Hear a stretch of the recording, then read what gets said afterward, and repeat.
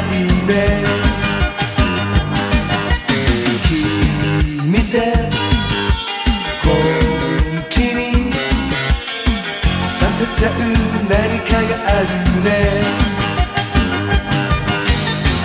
恋には贅沢していいぜ。俺って弱気な男だね。一線のバラも地味に見える奇跡のモメント。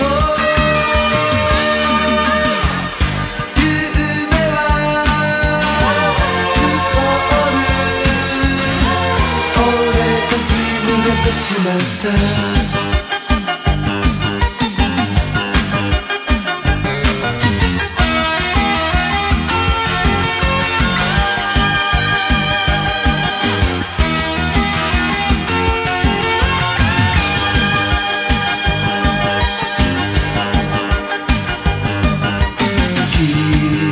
会うたび魅力の 100%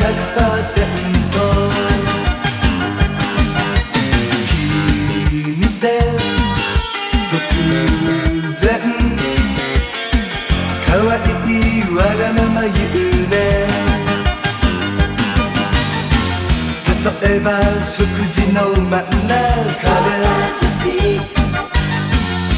してくれて迫るのさ。男の心見抜くなんて焦るぜ魔術さ。夜更けの地下鉄思わずキスしてしまった。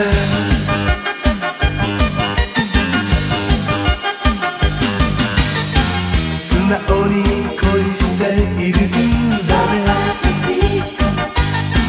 俺って弱気な男だね。一線のバラも地味に見える奇跡のモメント。きらめきときめき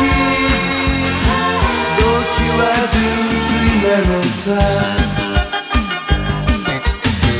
きらめきときめき動機は純粋なのさ。